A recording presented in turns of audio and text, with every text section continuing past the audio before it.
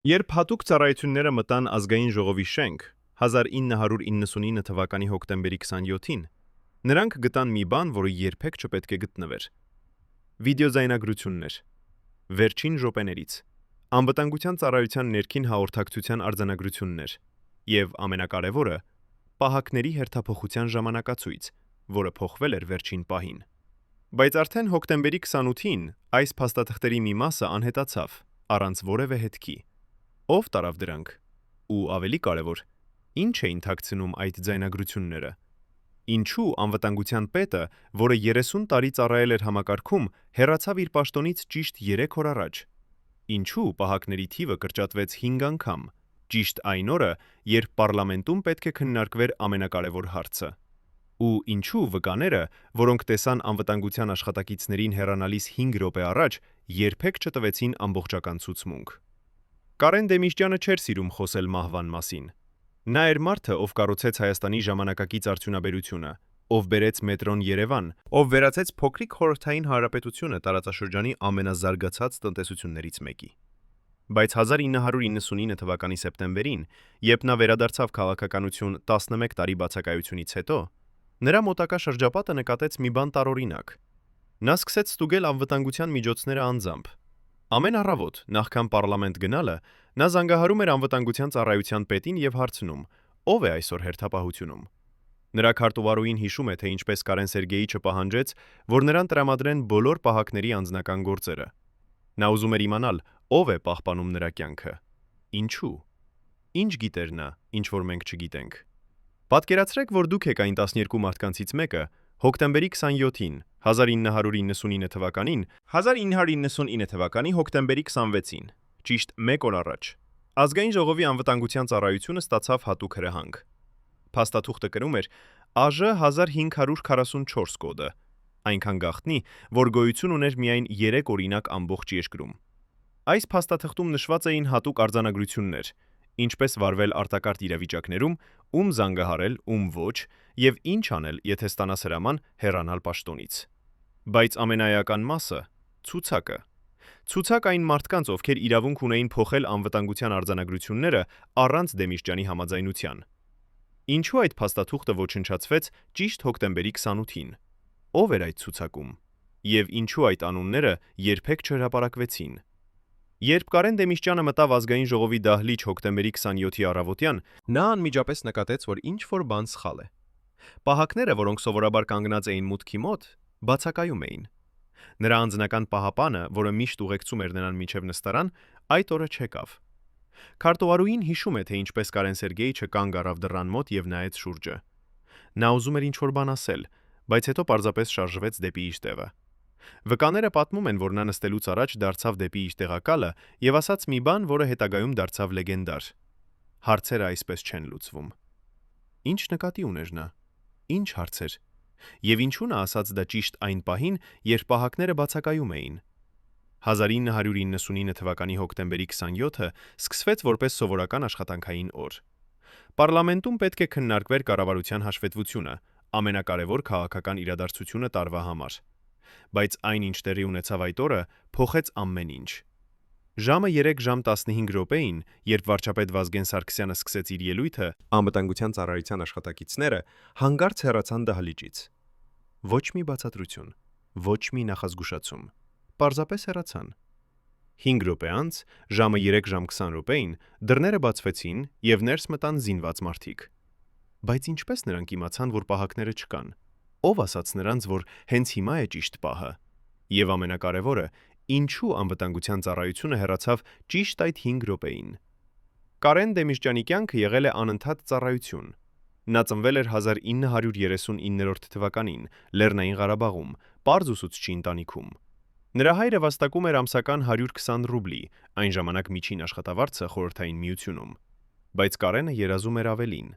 Նա սովորեց Երևանի պոլիտեխնիկական ինստիտուտում, ավարտեց փայլուն գնահատականներով եւ սկսեց աշխատել որպես ինժեներ։ Նրա առաջին աշխատավարձը եղավ 80 ռուբլի ամսական։ Նա խնայում էր ամեն կոպեկը, երազում էր կառուցել ինչ-որ բան մեծ, ինչ-որ բան կարևոր։ Եվ նա կառուցեց։ Երբ նա դարձավ Հայաստանի կոմունիստական կուսակցության առաջին քարտուղար 1976 թվականին, նրա աշխատավարձը եղավ 500 ռուբլի ամսական։ Բայց նա ծախսեց ոչ թե իր վրա, այլ Հայաստանի վրա։ Նա կառուցեց մետրոպոլիտեն, որի արժեքը եղավ 2 միլիարդ ռուբլի։ Նա բերեց արդյունաբերություն, որը տվեց աշխատանք 200,000 մարդու։ Նա վերածեց Երևանը ժամանակակից քաղաքի։ Բայց ինչու, երբ նա վերադարձավ քաղաքականություն 1999 թվականին, նրա աշխատավարձը եղավ միայն 200,000 դրամ ամսական։ Այն ժամանակ միջին աշխատավարձը Հայաստանում եղավ 15,000 դրամ։ Նա կարող էր պահանջել ավելին, բայց նա ընտրեց ծառայել։ Բայց եղավ մեկը, ով չէր ուզում, որ Դեմիրճյանը ծառայի։ Այդ մարդը եղավ նրա ամենամոտ շրջապատից։ Վկաները նրան անվանում էին հավատարիմ ընկեր, վստահելի համակիր, մարդ, ով միշտ կողքին էր։ Բայց այդ մարդը խաղում էր կրկնակի խաղ։ Նա հանդիպում էր այլ մարդկանց հետ գաղտնի հանդիպումներ, դիպումներ, որոնց մասին Դեմիրճյանը չգիտեր։ Նա փոխանցում էր տեղեկություններ, ով է գալիս, ով է գնում, ինչ է քննարկվում։ Եվ ամենակարևորը, նա փոխեց անվտանգության արձանագրությունները։ Ով էր այդ մարդը։ Անունը դեռ հայտնի չէ, բայց նրա դերը հայտնի է։ Նա եղավ այն մարդը, ով բացեց դռները։ Նա եղավ այն մարդը, ով ասաց պահակներին հեռանալ։ Նա եղավ այն մարդը, ով դավաճանեց Կարեն Դեմիրճյանին։ Բայց ինչու նա արեց դա։ Դա փող էր, թե վախ։ Դա հրաման էր, թե անձնական վրեժխնդրություն։ Հոկտեմբերի սկզբին, երբ Դեմիրճյանը վերադարձավ Երևան, արտասահմանյան կարճ այցից նա նկատեց, որ ինչ-որ բան փոխվել է։ Նրա օֆիսում փոխվել էր կահույքի դասավորությունը։ Փոքրիկ մանրուք, բայց նա նկատեց։ Նրա քարտուղարուհին հիշում է, թե ինչպես Կարեն Սերգեյիչը մտավ օֆիս եւ անմիջապես հարցրեց. «Ո՞վ էր այստեղ»։ Նա սկսեց ստուգել իր փաստաթղթերը, իր անձնական գործերը։ Նա զանգահարեց անվտանգության ծառայության պետին եւ պահանջեց բացատրություն։ Բայց պատասխանը եղավ անորոշ։ Մաքրող անձնակազմը Կարեն Սերգեյիչ 1999 թվականի հոկտեմբերի 15-ին, ճիշտ 12 օր առաջ, Դեմիրճյանը ունեցավ հանդիպում անվտանգության ծառայության պետի հետ։ Հանդիպումը տևեց 3 ժամ։ Վկաները լսեցին բարձրացած ձայներ, լսեցին, թե ինչպես Կարեն Սերգեյիչը պահանջում էր բացատրություններ։ Երբ անվտանգության պետը դուրս եկավ, նրա դեմքը եղավ գունատ։ Նա անմիջապես գնաց իր օֆիս եւ գրեց հրաժարական։ 3 օր անց նա պաշտոնապես հեռացավ իր պաշտոնից։ Բայց ինչու։ Ինչ ասաց նրան Դեմիրճյանը այդ հանդիպման ժամանակ։ Եվ ինչու անվտանգության պետը, որը 30 տարի ծառայել էր համակարգում, որոշեց հեռանալ ճիշտ այդ պահին։ Արդյոք Դեմիրճյանը բացահայտեց ինչ-որ բան։ Արդյոք նա իմացավ դավաճանության մասին։ Եվ եթե այո, ապա ինչու նա չկանգնեցրեց այն։ Հոկտեմբերի 21-ին, ճիշտ 6 օր առաջ, ազգային ժողովում տեղի ունեցավ անսովոր իրադարձություն։ Պահակների հերթափոխության ժամանակացույցը փոխվեց վերջին պահին։ Սովորաբար հերթափոխությունը տևում էր 12 ժամ, առավոտյան 8-ից երեկոյան 8։ Բայց այդ օրը հերթափոխությունը կրճատվեց 6 ժամի։ Պահակները, որոնք պետք է աշխատեին մինչև երեկո, ազատվեցին կեսօրին։ Ով տվեց այդ հրամանը։ Եվ ինչու։ Անվտանգության ծառայության փաստաթղթերում այդ փոփոխության մասին չկա որևէ պաշտոնական գրառում։ Կա միայն ձեռագիր նշում ըստ հատուկ հրահանգի։ Բայց ում հատուկ հրահանգի եւ ինչու այդ հրահանգը չարխիվացվեց։ Կարեն Դեմիրճյանը միշտ հավատացել է համակարգին։ Նա հավատացել է, որ եթե աշխատես ազնիվ, եթե ծառայես ժողովրդին, եթե կառուցես երկիրը, ապա համակարգը կպաշտպանի քեզ։ Բայց հոկտեմբերի 20-րդին, երբ նա նստած էր իր օֆիսում եւ նայում էր պատուհանից դեպի Երևանը, նա հասկացավ, որ ինչ-որ բան փոխվել է։ Նրա քարտուղարուհին հիշում է, թե ինչպես նա ասաց. «Աղմուկը դեռ հեռու է, բայց ես արդեն լսում եմ այն իմ երազներում»։ Ինչ նկատի ուներ նա։ Ինչ աղմուկ։ Արդյոք նա գիտեր, որ ինչ-որ բան պատրաստվում է։ Արդյոք նա զգում էր վտանգը։ Եվ եթե այո, ապա ինչու նա չհեռացավ։ Ինչու նա շարունակեց գնալ պարլամենտ։ Ինչու նա շարունակեց հավատալ, որ համակարգը կպաշտպանի նրան։ Հոկտեմբերի 23-ին, ճիշտ 4 օր առաջ, Դեմիրճյանը ստացավ անանուն նամակ։ Նամակը եկավ սովորական փոստով, առանց ետադարձ հասցեի։ Ներսում եղավ մեկ թերթիկ, ձեռագիր տեքստով։ Տեքստը եղավ կարճ. «Մի գնա հոկտեմբերի 27-ին»։ Ավելին ոչինչ։ Դեմիրճյանը ցույց տվեց այդ նամակը իր տեղակալին եւ հարցրեց. «Ինչ կարծիքի ես»։ Տեղակալը պատասխանեց. «Հերթական սադրանք, Կարեն Սերգեյիչ, դուք ստանում եք նման նամակներ ամեն շաբաթ»։ Եվ դա ճիշտ էր։ Դեմիրճյանը ստանում էր սպառնալիքներ, անանուն նամակներ, զանգեր, բայց այս նամակը եղավ տարբեր։ Այն չպարունակում էր սպառնալիք, այն պարունակում էր նախազգուշացում։ Ով ուղարկեց այն։ Արդյոք դա եղավ ինչ-որ մեկ, ով գիտեր պլանի մասին։ Արդյոք դա եղավ փորձ փրկել նրան։ Եվ ինչու Դեմիրճյանը անտեսեց այդ նախազգուշացումը։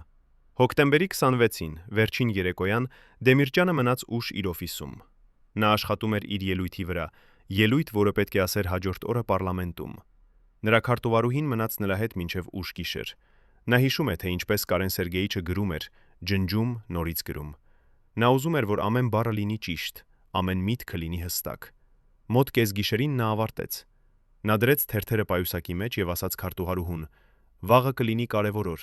հարցերը պետք է լուծվեն»։ Նա հագավ իր վերարկուն եւ դուրս եկավ օֆիսից։ Դա եղավ վերջին անգամը, երբ քարտուղարուհին տեսավ նրան կենդանի։ Բայց ինչ հարցեր պետք է լուծվեին։ Ինչ էր այդ ելույթում։ Եվ ինչու այդ ելույթը երբեք չհնչեց։ Թերթերը, որոնք Դեմիրճյանը պահում էր իր պայուսակում, անհետացան։ Ով վերցրեց դրանք։ Եվ ինչ էր գրված այնտեղ, որ պետք է անհետանար։ Հոկտեմբերի 27-ի առավոտյան Դեմիրճյանը արթնացավ վաղ։ Նա նախաճաշեց իր ընտանիքի հետ, համբուրեց իր կնոջը եւ ասաց. «Երեկոյան կվերադառնամ ուշ, կարևոր քննարկում ունենք»։ Նա նստեց իր մեքենայի մեջ եւ մեկնեց դեպի պարլամենտ։ Նրա վարորդը հիշում է, որ ճանապարհին Կարեն Սերգեյիչը լուռ էր։ Նա նայում էր պատուհանից եւ մտածում էր։ Երբ նրանք հասան ազգային ժողովի շենք, Դեմիրճյանը կանգ առավ մուտքի մոտ եւ նայեց շենքին։ Վարորդը հարցրեց. «Ամեն ինչ կարգին է, Կարեն Սերգեյիչ»։ Դեմիրճյանը պատասխանեց. «Այո, ամեն ինչ կարգին է։ Պարզապես մտածում եմ, թե ինչպես է ամեն ինչ փոխվել»։ Նա մտավ շենք։ Դա եղավ վերջին անգամը, երբ նա մտավ այդ շենք կենդանի։ Ժամը 3:15 երբ վարչապետ Վազգեն Սարգսյանը սկսեց իր ելույթը, Դեմիրճյանը նստած էր իր տեղում եւ լսում էր։ Նա նկատեց, որ պահակները հեռացան, բայց նա չասաց ոչինչ։ Նա նկատեց, որ դռները բաց են, բայց նա չկանգնեցրեց միստը։ Նա պարզապես նստած էր եւ սպասում էր։ Ինչին էր նա սպասում։ Արդյոք նա գիտեր, որ ինչ-որ բան պատրաստվում է։ Արդյոք նա ընդունեց իր ճակատագիրը։ Թե նա հավատում էր, որ մինչև վերջին պահը կարող է փոխել ինչ-որ բան։ Ժամը 3:20 դռները բացվեցին։ Եվ ամեն ինչ փոխվեց։ Բայց մի հարց մնում է անպատասխան։ Ինչու անվտանգության ծառայությունը հեռացավ ճիշտ այդ 5 րոպեին։ Ով տվեց հրամանը։ Եվ ինչու պահակները, որոնք 30 տարի ծառայել էին համակարգում, որոնք երդվել էին պաշտպանել պարլամենտը, պարզապես հեռացան առանց հարցերի։ Արդյոք դա վախ էր։ Արդյոք դա հրաման էր։ Թե դա դավաճանություն էր։ Եվ ամենակարևորը, ով էր այն մարդը, ով պլանավորեց այս ամենը։ Ով էր այն մարդը, ով գիտեր, որ Դեմիրճյանը կլինի այնտեղ։ Ով էր այն մարդը, ով գիտեր, որ պահակները կհեռանան։ Ով էր այն մարդը, ով բացեց դռները։ 35 տարի անց այս հարցերը դեռ անպատասխան են։ Բայց այսօր առաջին անգամ մենք կխոսենք այն մարդկանց հետ, ովքեր էին այնտեղ։ Մենք կտեսնենք փաստաթղթերը, որոնք թաքցվել են 35 տարի։ Մենք կիմանանք ճշմարտությունը այն մասին, թե ինչ իրականում տեղի ունեցավ հոկտեմբերի 27-ին։ Եվ գուցե, վերջապես, մենք կգտնենք պատասխանները այն հարցերին, որոնք տանջել են Հայաստանը 35 տարի։ Մինչև վերջին պահը ես հավատացի, որ մենք կփրկվենք։ Ասում է Կարեն Դեմիրճյանի անձնական պահապանության նախկին սպան։ Ձեռքերը դեռ դողում են 35 տարի անց։ Այս մարդը տեսավ ամեն ինչ, ամեն գաղտնի հանդիպումը, ամեն կասկածելի զանգը, ամեն անսովոր փոփոխությունը անվտանգության արձանագրություններում։ Նա էր այն մարդը, ով պետք է մեռներ Դեմիրճյանի փոխարեն, բայց հոկտեմբերի 27-ի առավոտյան նրան ասացին մնալ տանը։ Ինչու։ Ով տվեց այդ հրամանը։ Եվ ամենակարևորը, ինչու նա ենթարկվեց։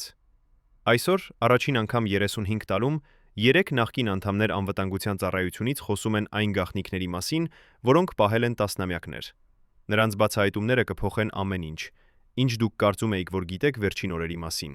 Նրանք կպատմեն անունները, նրանք կցույց տան փաստաթղթերը, եւ նրանք կբացահայտեն ճշմարտությունը այն մասին, թե ով իրականում դավաճանեց Կարեն Դեմիրճյանին։ Հոկտեմբերի 18-ին, 9 օր առաջ, Ազգային ժողովի անվտանգության ծառայության պետը հրավիրեց հատուկ ժողով։ Ներկա էին միայն 6 մարդ։ Ամենավստահելի սպաները։ Նրանք, ովքեր ծառայել էին Դեմիրճյանին տասնամյակներ։ Ժողովը տեղի ունեցավ փակ սենյակում, առանց արձանագրության, առանց վկաների։ Անվտանգության պետը բացեց մի թղթապանակ եւ հանեց մի փաստաթուղթ, կարմիր կնիքով, գրիֆ, խիստ գաղտնի։ Նա կարդաց բարձր ձայնով. Հոկտեմբերի 27-ից սկսած անվտանգության արձանագրությունները փոխվում են։ Պահակների թիվը կրճատվում է 5 անգամ։ Հերթափոխությունները կրճատվում են 6 ժամի։ Անձնական պահապանները չեղարկվում են։ Սպաները նայեցին միմյանց։ Մեկը հարցրեց. Բայց ինչու։ Ով տվեց այս հրամանը։ Անվտանգության պետը պատասխանեց. Ես չեմ կարող ասել, բայց դուք պետք է ենթարկվեք։ Այդ փաստաթուղթը կրում էր ստորագրություն, բայց ստորագրությունը եղավ անընթեռնելի։ Ով ստորագրեց այն։ Եվ ինչու անվտանգության պետը, որը 30 տարի պաշտպանել էր համակարգը, ընդունեց այս հրամանը առանց հարցերի։ Կարեն Դեմիրճյանի կյանքը միշտ եղել է հակադրությունների պատմություն։ Երբ նա եղավ Հայաստանի կոմունիստական կուսակցության առաջին քարտուղար 1976 թվականին, նրա աշխատավարձը եղավ 500 ռուբլի ամսական։ Միջին աշխատավարձը Հայաստանում այդ ժամանակ եղավ 120 ռուբլի։ Բայց Դեմիրճյանը ծախսեց ոչ թե իր վրա, այլ երկրի վրա։ Նա կառուցեց մետրոպոլիտեն 2 միլիարդ ռուբլի արժողությամբ։ Այդ գումարը հավասար էր 15 տարվա ամբողջ բյուջեին Հայաստանի կրթության համար։ Նա բերեց արդյունաբերություն, 200,000 աշխատատեղ, երբ ամբողջ Հայաստանի բնակչությունը եղավ 3 միլիոն։ Նա վերածեց Երևանը քաղաքի, որտեղ մարդիկ ուզում էին ապրել։ Բայց 1999 թվականին, երբ նա վերադարձավ քաղաքականություն, նրա աշխատավարձը եղավ 200,000 դրամ ամսական։ Միջին աշխատավարձը Հայաստանում այդ ժամանակ եղավ 15,000 դրամ։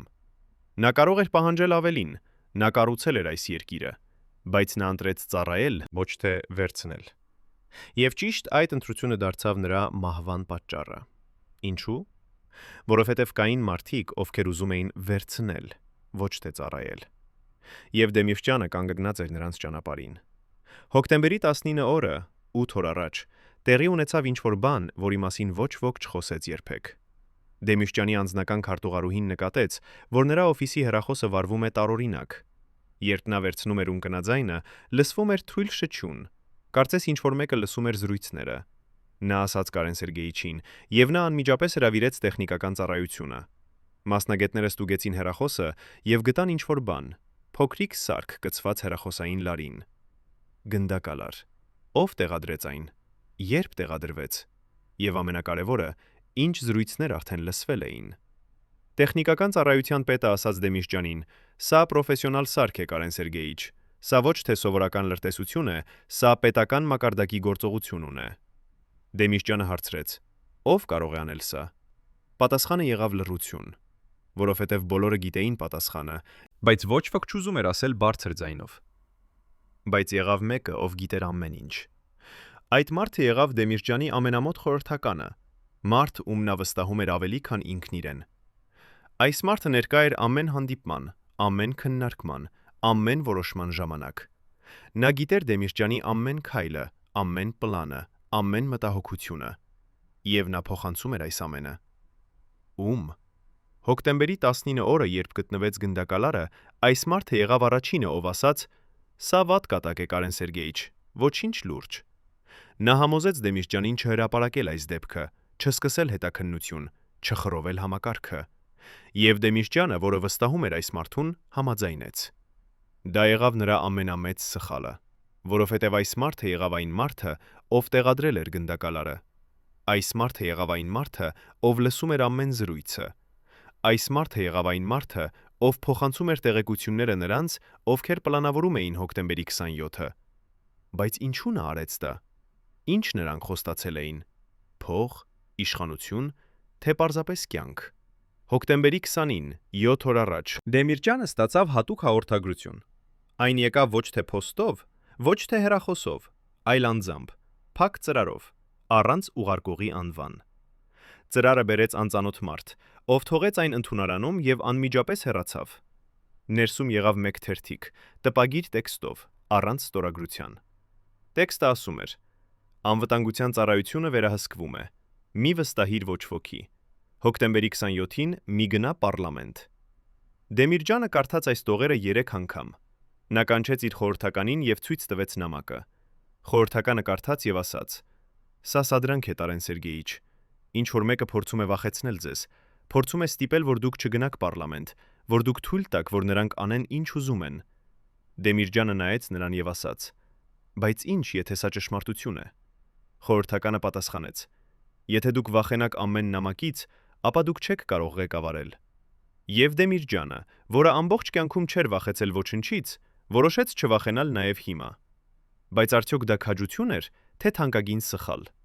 Հոկտեմբերի 22-ին, 5 օր առաջ, ազգային ժողովում տեղի ունեցավ անսովոր դեպք։ Պահակները, որոնք սովորաբար ստուգում էին ամեն մարդու փաստաթղթերը մուտքի ժամանակ, այդ օրը չստուգեցին ոչ մեկին։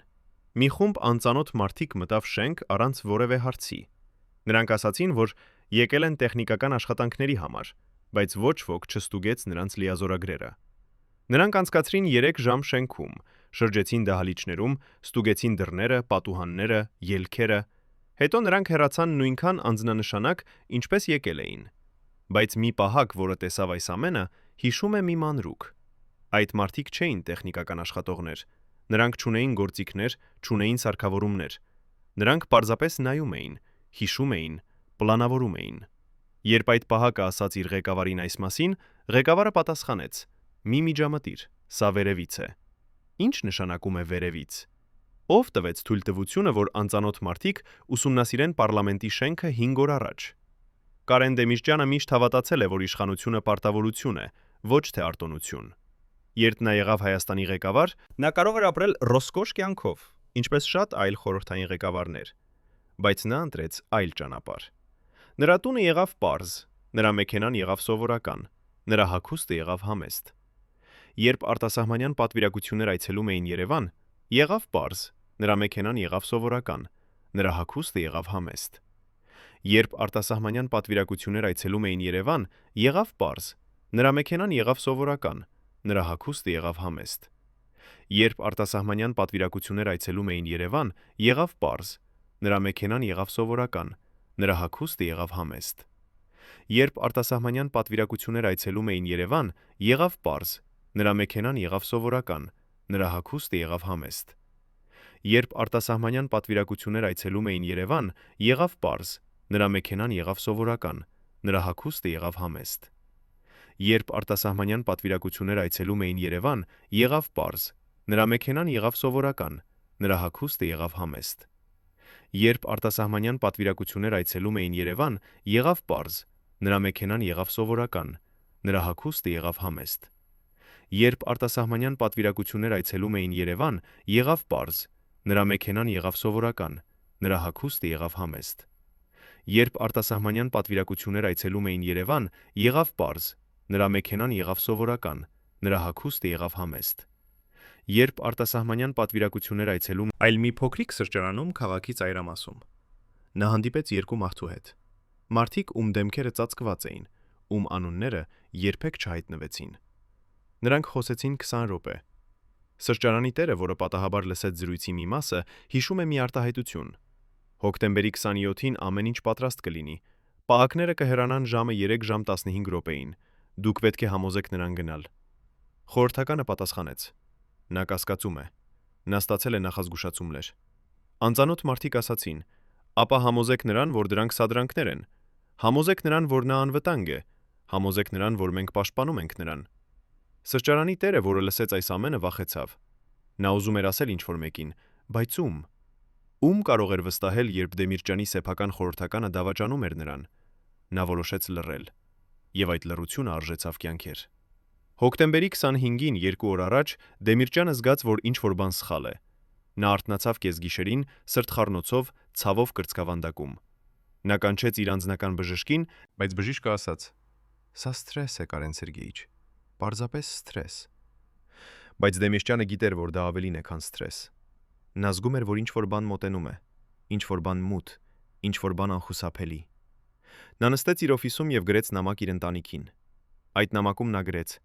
«Եթե ինձ հետ ինչ-որ բան պատահի, իմացեք, որ ես սիրում էի ձեզ ավելի, քան կյանքը։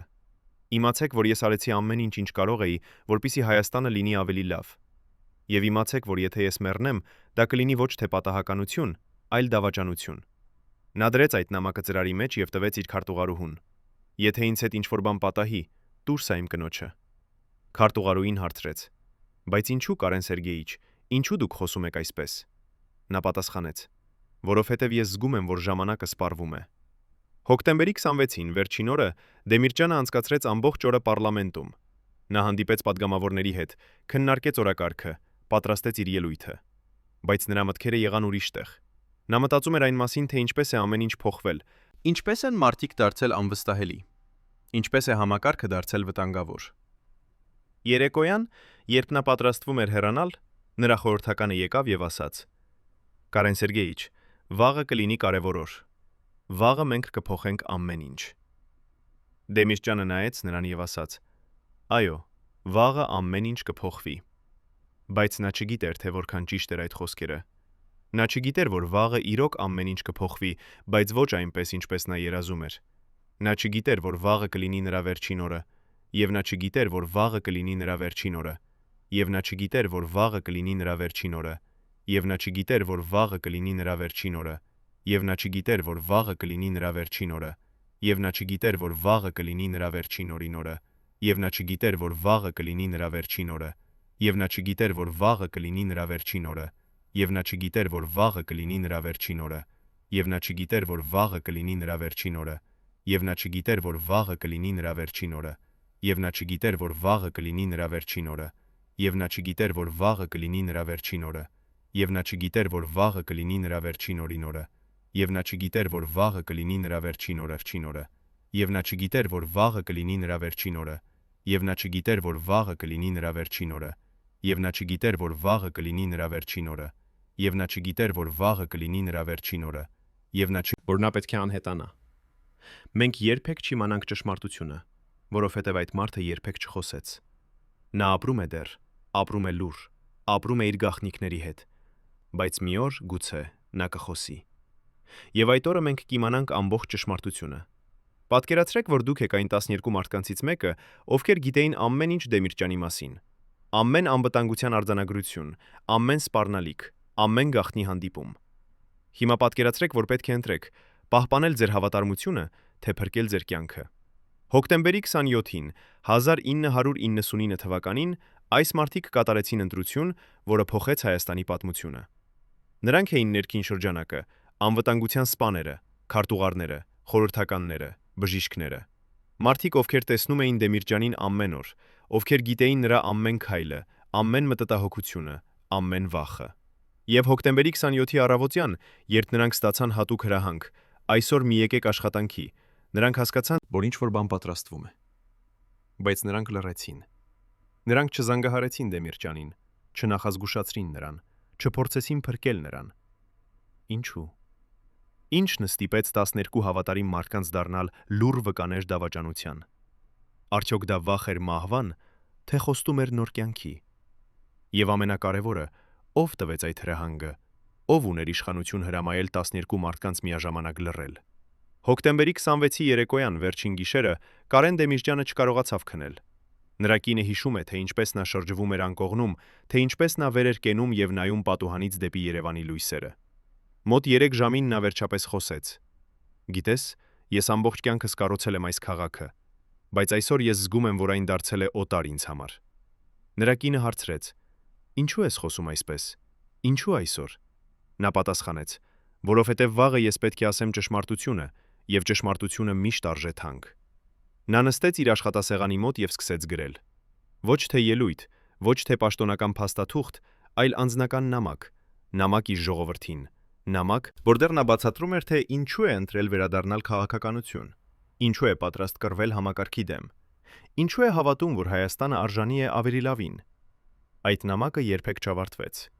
Առավոտյան, երբ նա հեռացավ տնից, թերթերը մնացին սեղանին, կես գրված, կես երազանք։ Նրա կինը պահեց այդ թերթերը 35 տարի, եւ միայն հիմա, առաջին անգամ, նա թույլ է տալիս մեզ տեսնել դրանք։ Այնտեղ գրված է մի նախադասություն, որը բացատրում է ամեն ինչ։ Երբ համակարգը վախենում է ճշմարտությունից, այն սկսում է սպանել նրանց, ովքեր խոսում են այն։ Բայց Դեմիրճյանի ամենամեծ գաղտնիքը չէր քաղաքական, այլ անձնական։ 1999 թվականի սեպտեմբերից, երբ նա վերադարձավ քաղաքականություն, նրա առողջությունը սկսեց վատանալ։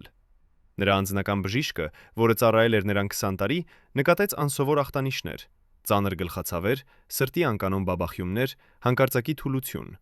Բժիշկը պահանջեց հատուկ հետազոտություններ, բայց Դեմիրճյանը մերժեց. «Ես չունեմ ժամանակ հիվանդանալու համար, ես ունեմ երկիր կառուցելու համար»։ Բայց բժիշկը գաղտնի կերպով վերցրեց վերլուծություններ եւ ուղարկեց Մոսկվա լավագույն մասնագետներին։ Պատասխանը եկավ հոկտեմբերի 15-ին, 12 օր առաջ։ Ախտորոշումը եղավ ծանր, սրտի անբավարարություն, ասի, որը կարող էր հանգեցնել անկանխատեսելի հետևանքների։ Բժիշկը ասաց Դեմիրճյանին. «Կարեն Սերգեյիչ, դուք պետք է դադարեցնեք աշխատանքը, դուք պետք է հանգստանաք, դուք պետք է բուժվեք»։ Դեմիրճյանը նայեց նրան եւ ասաց. «Բժիշկ, ես ամբողջ կյանքս սպասել եմ այս պահին, երբ ես կարող եմ փոխել Հայաստանը։ Եթե ես դադարեցնեմ հիմա, ապա ամեն ինչ, ինչի համար ես ապրել եմ, կդառնա անիմաստ»։ Բժիշկը հասկացավ, որ չի կարող համոզել նրան,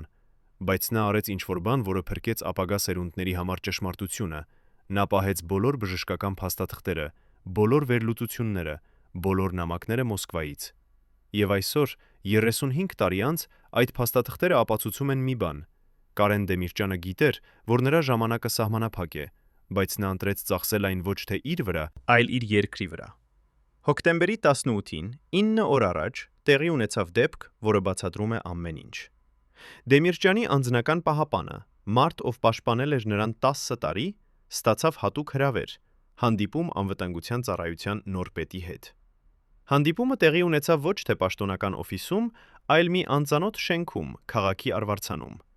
Երբ պահապանը մտավ սենյակ, նա տեսավ 3 մարդու, մարդիկ, ում նա չճանաչեց, մարդիկ, ովքեր խոսում էին ռուսերեն, մոսկովյան առոգանությամբ։ Նրանք ասացին նրան նստել եւ սկսեցին հարցնել. «Դուք հավատարիմ եք Դեմիրճյանին, այնպես չէ»։ Պահապանը պատասխանեց. «Այո, ես երդվել եմ պաշտպանել նրան իմ կյանքով»։ Նրանք ժպտացին եւ ասացին. «Լավ, շատ լավ, բայց ինչ, եթե մենք ասենք ձեզ, որ Դեմիրճյանը վտանգում է Հայաստանը, որ նա պատրաստվում է անել ինչ-որ բան, որը կբերի քաոս, որ նա պետք է կանգնեցվի»։ Պահապանը զայրացավ. «Դուք սուտ եք ասում, Կարեն Սերգեյիչը երբեք չի վնասի Հայաստանին»։ Նին նրանք շարունակեցին. «Լավ, ապա մտածեք ձեր ընտանիքի մասին, դուք ունեք կին, 2 երեխա, ինչ կլինի նրանց, եթե դուք մեռնեք Դեմիրճյանի համար։ Ինչ կլինի նրանց հետ, եթե դուք ընտրեք սխալ կողմը»։ Պահապանը հասկացավ, որ սա սպառնալիք է։ Նա ուզում էր հեռանալ, բայց նրանք կանգնեցրին նրան. «Սպասեք, մենք ունենք առաջարկ։ Հոկտեմբերի 27-ին դուք պարզապես մի եկեք աշխատանքի,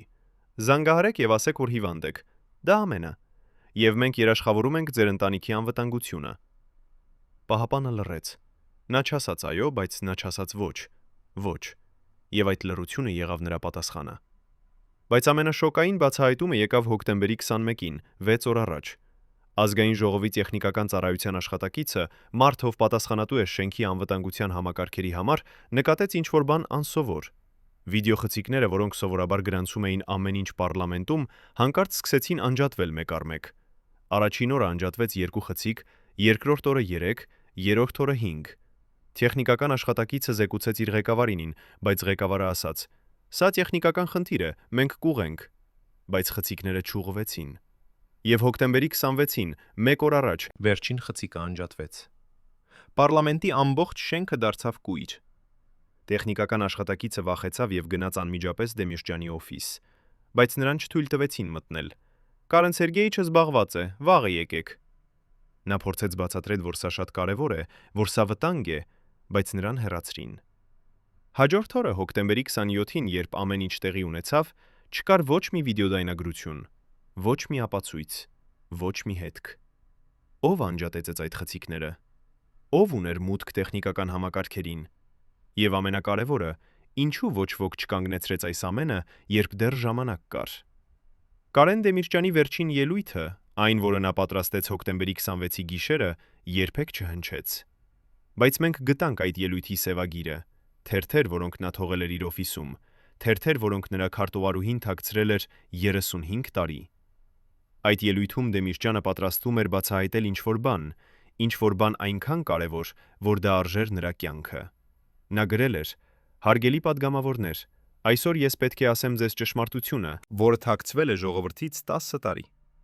Ճշմարտությունը այն մասին, թե ինչպես են մեր պետական ռեսուրսները վերածվել մասնավոր հարստության, ինչպես են մեր գործարանները, մեր հողերը, մեր ապագան վաճառվել մի խումբ մարդկանց, ովքեր մտածում են միայն իրենց մասին։ Ես ունեմ փաստաթղթեր,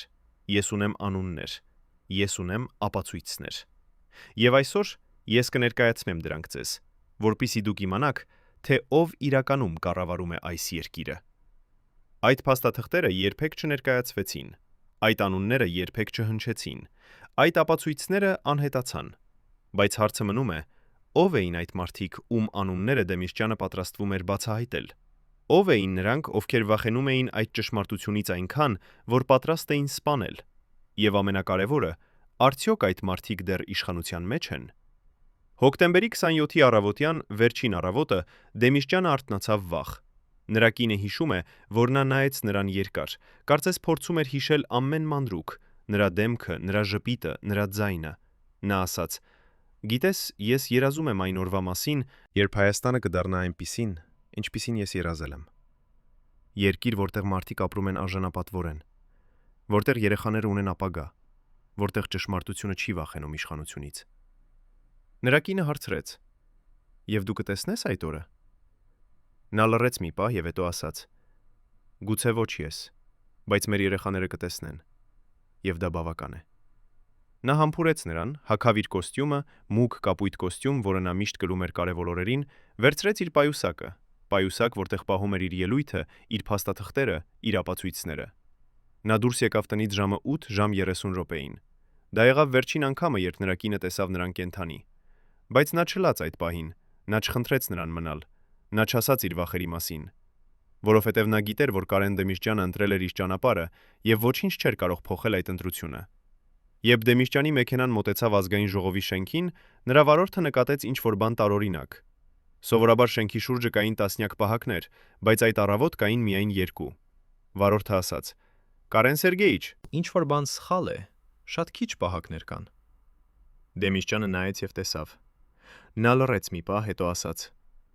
«Շարունակիր, մենք ուշանում ենք»։ Մեքենան կանգ առավ մուտքի մոտ։ Դեմիսճյանը դուրս եկավ, վերցրեց իր պայուսակը եւ սկսեց քայլել դեպի դուռը, բայց հանկարծ նա կանգ առավ։ Նա շրջվեց եւ նայեց Երևանին, քաղաքին, որը նա կառուցել էր, քաղաքին, որը նա սիրում էր, քաղաքին, որը նա ուզում էր փրկել։ Վարորդը հարցրեց. «Ամեն ինչ կարգին է»։ Դեմիսճյանը շրջվեց, նայեց նրան եւ ժպտաց.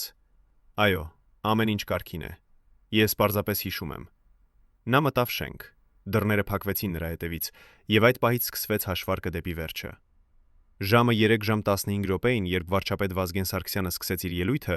Դեմիսճյանը նստած էր իր տեղում եւ սպասում էր իր հերթին։ Նա պահում էր իր պայուսակը ծնկների վրա, պայուսակը, որտեղ էին նրա փաստաթղթերը, նրա ապացույցները, նրա ճշմարտությունը։ Նա նայում էր շուրջը եւ տեսնում էր դեմքերը, падգամավորների դեմքերը, նրանցից ոմանք էին նրա ընկերները, ոմանք էին նրա թշնամիները, ոմանք էին նրանք, ում նա պատրաստվում էր բացահայտել։ Նա տեսավ, որ պահակները հեռացան, բայց նա չասաց ոչինչ։ Նա տեսավ, որ դռները բաց էին, բայց նա չկանգնեցրեց նիստը։ Արդյոք նա գիտե, որ ինչ-որ բան պատրաստվում է։ Արդյոք նա ընդունեց իր ճակատագիրը։ Թե նա հավատում էր, որ մինչև վերջին պահը կարող է փոխել ինչ-որ բան։ Մենք երբեք չիմանանք, թե ինչ էր մտածում Կարեն Դեմիսճյանը այդ վերջին րոպեներին։ Բայց մենք գիտենք մի բան. նա չվախեցավ։ Նա նստած էր ուղիղ, նա պահում էր իր պայուսակը, նա սպասում էր իր հերթին խոսելու համար։ Եվ երբ դռները բացվեցին, երբ ամեն ինչ փոխվեց, նրա վերջին խոսքերը եղան. «Հարցերը այսպես չեն լուծվում»։ Այդ խոսքերը դարձան նրա կտակը, նրա վերջին ուղերձը, նրա հավերժական ճշմարտությունը։ Բայց ամենամեծ հարցը, որը տանջում է Հայաստանը 35 տարի, մնում է անպատասխան։ Ո՞վ պլանավորեց այս ամենը։ Ո՞վ էր այն մարդը կամ այն խումբը, որը ուներ իշխանություն անջատել անվտանգության համակարգերը, հեռացնել պահակներին, սպառնալ վկաներին, ոչնչացնել ապացույցները։ Ո՞վ էր այն մարդը, ով վախենում էր Դեմիսճյանի ճշմարտությունից այնքան, որ պատրաստ էր սպանել։ Արդյոք դա էր մեկ մարդ, ամենահզոր, ամենավտոր, ամենավտանգավոր, ամենագաղտնի։ Թե դա էր խումբ մարդկանց, ովքեր միավորվել էին մեկ նպատակի համար։ Արդյոք դրանք էին ներքին թշնամիները, նրանք, ում Դեմիսճյանը պատրաստվում էր բացահայտել։ Թե դրանք էին արտաքին ուժերը, նրանք, ովքեր չէին ուզում, որ Հայաստանը դառնա անկախ եւ ուժեղ։ Մենք ունենք տեսություններ, մենք ունենք կասկածներ, մենք ունենք անուններ, բայց մենք չունենք ապացույցներ։ Դեռ։ Որովհետև ճշմարտությունը, որքան էլ թաքցված լինի, միշտ գտնում է իր ճանապարհը դեպի լույս։ Եվ այսօր, 35 տարի անց, այդ լույսը սկսում է փայլել։ 35 տարի անց, առաջին անգամ այն մարդը, ով պատասխանատու էր Կարեն Դեմիսճյանի անձնական անվտանգության համար, համաձայնվեց խոսել տեսախցիկի առջև։ Նրա ձեռքերը դողում են, երբ նա բացում է հին թղթապանակը, թղթապանակ, որը պահել է 35 տարի, թղթապանակ, որը կարող էր արժենալ նրա կյանքը։ Ներսում են փաստաթղթեր, անվտանգության արձանագրության արձանագրություններ, հերթափոխությունների ժամանակացույցեր, ներքին հաղորդագրություններ եւ ամենակարևորը մեկ թերթիկ, որի վրա գրված է 12 անուն։ Սրանք են այն մարդիկը, ասում է նա, ձայնը դողում է։ Սրանք են այն մարդիկը, ասում է նա, ձայնը դողում է։ Սրանք են այն մարդիկը, ասում է նա, ձայնը դողում է։ Սրանք են այն մարդիկը, ասում է նա, ձայնը դողում է։ Սրանք են այն մարդիկը, ասում է նա, ձայնը դողում է։ Սրանք են այն մարդիկը, ասում է նա, ձայնը դողում է։ Սրանք են այն մարդիկը, ասում է նա, ձայնը դողում է։ Սրանք են այն մարդիկը, ասում է նա, ձայնը դողում է։ Սրանք են այն մարդիկը, ասում է նա, ձայնը դողում է։ Սրանք են այն մարդիկը, ասում է նա, ձայնը դողում է։ Սրանք են այն մարդիկը, ասում է նա, ձայնը դողում է։ Սրանք են այն մարդիկը, ասում է նա, ձայնը դողում է։ Սրանք են այն մարդիկը, ասում է նա, ձայնը դողում է։ Սրանք են այն մարդիկը, ասում է նա, ձայնը դողում է։ Սրանք են այն մարդիկը, ասում է նա, ձայնը դողում է։ Սրանք են այն մարդիկը, ասում է նա, ձայնը դողում է։ Սրանք են այն մարդիկը, ասում է նա, ձայնը դողում է։ Սրանք են այն մարդիկը, ասում է նա, ձայնը դողում է։ Սրանք են այն մարդիկը, ասում է նա, ձայնը դողում է։ Սրանք են այն մարդիկը, ասում է նա, ձայնը դողում է։ Սրանք են այն մարդիկը, ասում է նա, ձայնը դողում է։ Սրանք են այն մարդիկը, ասում է նա, ձայնը դողում է։ Սրանք են այն մարդիկը, ասում է նա, ձայնը դողում է։ Սրանք են այն մարդիկը, դեռ վտանգավոր է։ Բայց դուք կարող եք տեսնել այդ անունը այս փաստաթղթում, որը մենք ցույց ենք տալիս հիմա։ Նայեք ուշադիր, հիշեք այդ անունը, որովհետև մի օր, երբ ճշմարտությունը վերջապես ազատվի, այդ անունը կդառնա դավաճանության խորհրդանիշը։ Հոկտեմբերի 27-ի առավոտյան ժամը 8:45 րոպեին տեղի ունեցավ ինչ-որ բան, որի մասին ոչ ոք չխոսեց երբեք։ Դեմիրճյանի խորհրդականը, այն մարդը, ում նա վստահում էր ամենից ավելի, ստացավ հեռախոսային զանգ։ Զանգը եկավ անծանոթ համարից, բայց ձայնը ծանոթ էր։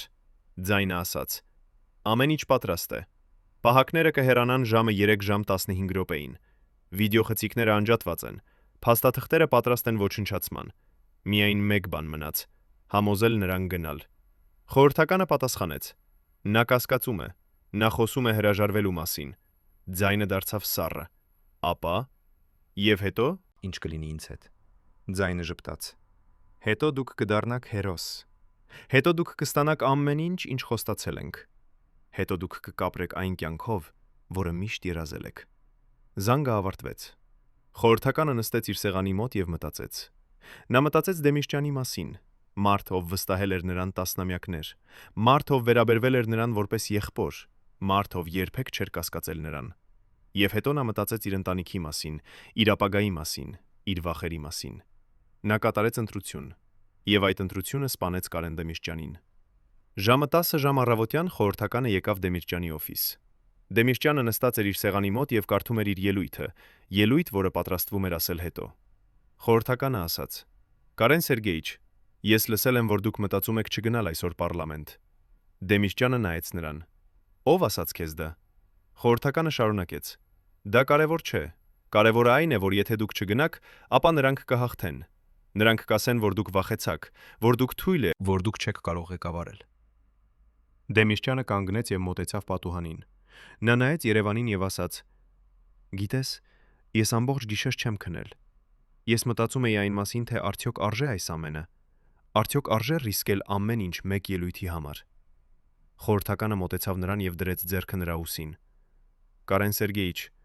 դուք ամբողջ կյանքը սպասել եք այս պահին։ Դուք կառուցել եք այս երկիրը։ Դուք սիրել եք այս ժողովուրդը։ Դուք պայքարել եք այս ճշմարտության համար։ Եթե դուք հրաժարվեք հիմա, ապա ամեն ինչ, ամբողջ ձեր կյանքը կդառնա անիմաստ։ Դեմիրճյանը շրջվեց եւ նայեց նրան։ Նրա աչքերում էր վստահություն, հույս, հավատ։ Նա ասաց. Դու ճիշտ ես։ Ես պետք է գնամ։ Ես պետք է ասեմ ճշմարտությունը։ Խորհրդականը ժպտաց. Այո, դուք պետք է գնաք։ Եվ ես կլինեմ ձեզ հետ։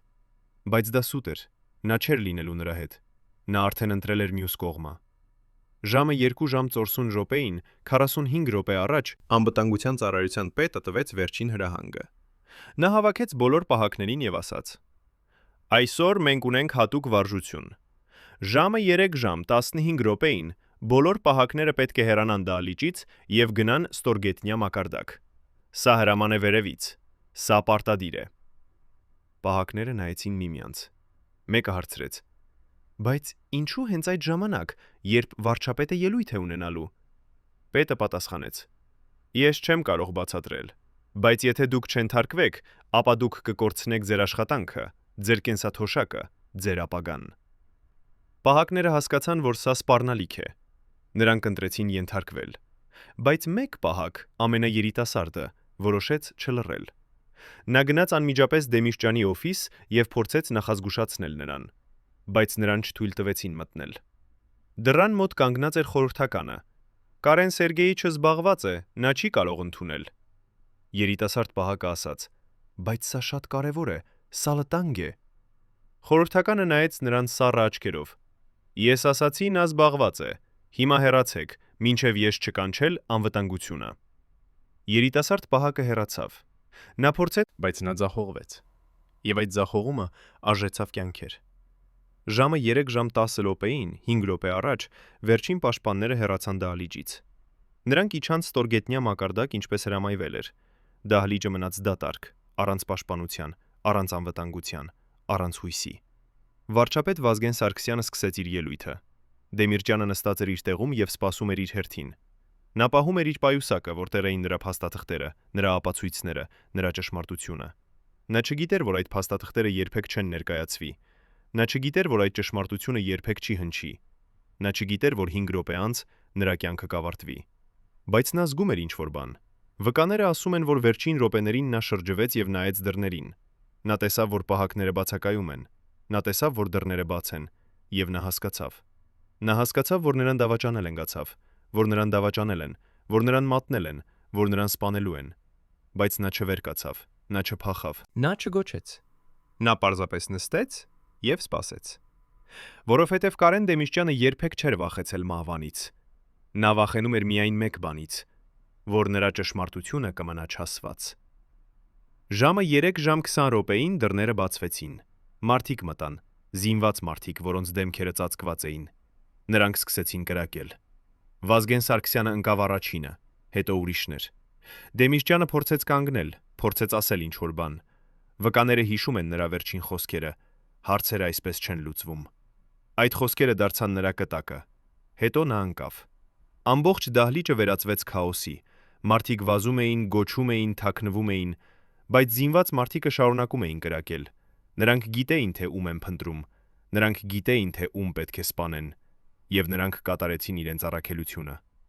15 րոպե անց ամեն ինչ ավարտվեց։ Զինված մարդիկը հեռացան նույնքան անձնանշանակ, ինչպես եկել էին։ Դահլիճը մնաց լուռ, ինչպես գերեզման։ 8 մարդ իրենց ճանապարհը ավարտեցին այդ օրը։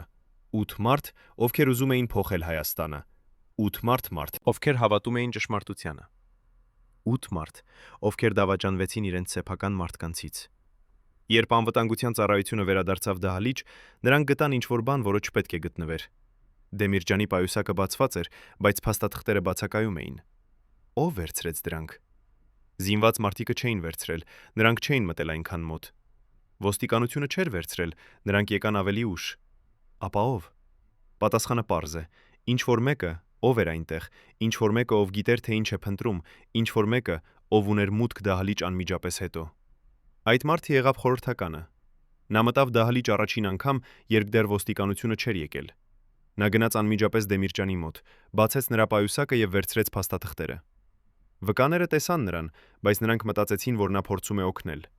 Նրանք չգիտեին, որ նա փորձում է թաքցնել ապացույցները։ Այդ փաստաթղթերը երբեք չգտնվեցին։ Այդ ապացույցները երբեք չներկայացվեցին։ Այդ ճշմարտությունը երբեք չհնչեց։ Բայց մենք գիտենք, որ այդ փաստաթղթերը գոյություն ունեին։ Մենք գիտենք, որ այդ ապացույցները իրական էին։ Եվ մենք գիտենք, որ մի օր, երբ խորհրդականը վախենա ավելի շատ մահվանից, քան բացահայտումից, նա կբերի այդ փաստաթղթերը լույս։ Հոկտեմբերի 28-ին, մեկ օր անց, Հայաստանը արթնացավ այլ երկիր։ Ազգային ժողովի նախագահը Կարեն Դեմիրճյանը իր ճանապարհը ավարտեց։ Վարչապետ Վազգեն Սարգսյանը իր ճանապարհը ավարտեց։ 6 падգամավորներ իրենց ճանապարհը ավարտեցին։ Բայց նրանց գաղափարները, նրանց երազանքները, նրանց ճշմարտությունը չմեռան։ Հազարավոր մարդիկ դուրս եկան փողոցներ, լալով, բողոքելով, պահանջելով արդարություն։ Բայց արդարությունը երբեք չեկավ։ Հետաքննությունը տևեց տարիներ, բայց այն երբեք չբացահայտեց իրական կազմակերպիչներին։ Դատավարությունը տևեց տարիներ, բայց այն երբեք չպատժեց իրական մեղավորներին։ Զինված մարդիկը դատապարտվեցին, բայց նրանք եղան միայն գործիքներ։ Իրական կազմակերպիչները, իրական դավաճանները, իրական մեղավորները մնացին ազատ։ Նրանցից ոմանք դեռ իշխանության մեջ են։ Նրանցից ոմանք դեռ ապրում են հարուստ կյանքով։ Նրանցից ոմանք դեռ քնում են հանգիստ գիշերները։ Բայց նրանք գիտեն ճշմարտությունը։ Եվ մի օր, երբ նրանք կանգնեն պատմության դատաստանի առջև, այդ ճշմարտությունը կդատապարտի նրանց։ Խորհրդականը, այն մարդը, ով դավաճանեց Դեմիշճյանին, ապրեց իր խոստացված կյանքը։ Նա ստացավ բարձր պաշտոն, նա ստացավ հարստություն, նա ստացավ իշխանություն, բայց նա չստացավ խաղաղություն։ Մարդիկ, ովքեր ճանաչում են նրան, ասում են, որ նա փոխվել է։ Նա դարձել է մռայլ, լուռ, մենամարտ։ Նա չի քնում գիշերները։ Նա տեսնում է դեմքեր իր երազներում, Դեմիշճյանի դեմքը, այն վերջին պահին, երբ նա հասկացավ դավաճանությունը։ Նա լսում է ձայներ իր գլխում, Դեմիշճյանի վերջին խոսքերը, հարցերը այսպես չեն լուծվում։ Նա փորձել է փախչել այդ հիշողություններից, նա տեղափոխվել է այլ երկիր, նա փոխել է իր անունը, նա թաքցրել է իր անցյալը, բայց հիշողությունները հետապնդում են նրան ամենուր։ Եվ հիմա, 35 տարի անց, նա հիվանդ է։ Նա մեռնում է։ Եվ նա գիտի, որ շուտով նա կհանդիպի Դեմիրճյանին նորից, ոչ այս աշխարհում, այլ հաջորդում։ Եվ այնտեղ նա չի կարողանա թաքնվել։ Այնտեղ նա պետք է պատասխանի։ Այնտեղ նա պետք է դիմագրավի իր դիժդավաճանությանը։ Բայց ամենամեծ հարցը մնում է՝ ինչու։ Ինչու այս ամենը տեղի ունեցավ։ Ինչու Կարեն Դեմիրճյանը, մարդ, ով կառուցել էր Հայաստանը, ով սիրել էր իր ժողովուրդը, ով պայքարել էր ճշմարտության համար, պետք է մեռներ այսպես։ Արդյոք դա եղավ քաղաքական դավադրություն, պլան վերացնելու նրան, ով սպառնում էր իշխանությանը։ Արդյոք դա եղավ տնտեսական շահեր, պլան թաքցնելու կոռուպցիան, որը Դեմիրճյանը պատրաստվում էր բացահայտել։ Արդյոք դա եղավ արտաքին միջամտություն, պլան թուլացնելու Հայաստանը, որը դառնում էր չափազանց անկախ։ Թե դա եղավ ավելի խորը, պլան ոչնչացնելու մարդուն, ով խորհրդանշում էր հույսը, ով ներշնչում էր փոփոխությունը, ով սարսափեցնում էր նրանց, ովքեր ուզում էին պահպանել հին համակարգը։ Մենք ունենք տեսություններ, բայց մենք չունենք վերջնական պատասխան։ Եվ գուցե մենք երբեք չունենանք։ Որովհետև ճշմարտությունը թաղված է խորը, թաքնված է ուժեղ, պաշտպանված է վտանգավոր։ Բայց մի բան մենք գիտենք հաստատ։ Կարեն Դեմիրճյանը չմեռավ պատահականությամբ։ Նա չմեռավ անկանխատեսելի հարձակումից։ Նա չմեռավ խելագար մարդկանց ձեռքից։ Նա մեռավ դավաճանությունից։ Դավաճանություն նրանցից, ում նա վստահում էր։ Դավաճանություն նրանցից, ում նա պաշտպանել էր։ Դավաճանություն նրանցից, ում նա սիրել էր։ Եվ այդ դավաճանությունը չէր միայն նրա դեմ։ Այդ դավաճանությունը եղավ ամբողջ Հայաստանի դեմ։ Որովհետև երբ նրանք սպանեցին Դեմիրճյանին, նրանք սպանեցին հույսը։ Երբ նրանք թաքցրին ճշմարտությունը, նրանք թաքցրին արդարությունը։ Երբ նրանք ընտրեցին լռությունը, նրանք ընտրեցին մթությունը։ Եվ հնը։ Եվ Հայաստանը դեռ ապրում է այդ մթության մեջ, բայց լույսը սկսում է փայլել։ 35 տարի անց վկաները սկսում են խոսել, փաստաթղթերը սկսում են հայտնվել, ապացույցները սկսում են հավաքվել։ Եվ ճշմարտությունը, որքան էլ թաքցված լինի, սկսում է դուրս գալ։ Մենք գիտենք անունները, մենք գիտենք դերերը, մենք գիտենք պլանը։ Եվ շուտով, շատ շուտով, ամբողջ Հայաստանը կիմանա։ Շուտով դավաճանները չեն կարողանա թաքնվել։ Շուտով մեղավորները պետք է պատասխանեն։ Շուտով Կարեն Դեմիրճյանի ճշմարտությունը վերջապես կհնչի։ Եվ այդ օրը Հայաստանը վերջապես կարող է սկսել բուժվել։ Կարեն Դեմիրճյանի կինը դեռ պահում է այն նամակը, որը նա գրեց վերջին գիշերը։ Նա դեռ պահում է այն թերթերը, որոնք նա թողել էր իր սեղանին։ Նա դեռ պահում է այն հույսը, որը նա ներշնչել էր իր ժողովրդին։ Եվ նա ասում է. Կարենը չմեռավ զուր։ Նա մեռավ ճշմարտության համար։ Եվ մի օր այդ ճշմարտությունը կհաղթի։ Նրա երեխաները դեռ պայքարում են արդարության համար։ Նրա թոռները դեռ հիշում են նրա պատմությունները։ Եվ նոր սերունդը դեռ հավատում է նրա երազանքներին։ Որովհետև Կարեն Դեմիրճյանը չէր պարզապես քաղաքական գործիչ։ Նա էր խորհրդանիշ։ Խորհրդանիշ հույսի, խորհրդանիշ փոփոխության, խորհրդանիշ ճշմարտության։ Եվ խորհրդանիշները չեն մեռնում։ Նրանք ապրում են սրտերում, հիշողություններում, Երազանքներում։ Հարգելի հեռուստադիտողներ, եթե դուք հետևել եք այս ողբերգական պատմությանը մինչև վերջ, գրեք մեկնաբանություններում, թե որ քաղաքից եք։ Մեզ համար կարևոր է իմանալ, թե որտեղ Կարեն Դեմիսճյանը դեռ հիշվում է։ Եվ բաժանորդագրվեք ալիքին, որպեսզի չկորցնեք ճշմարտությունը պատմության կուռքերի մասին։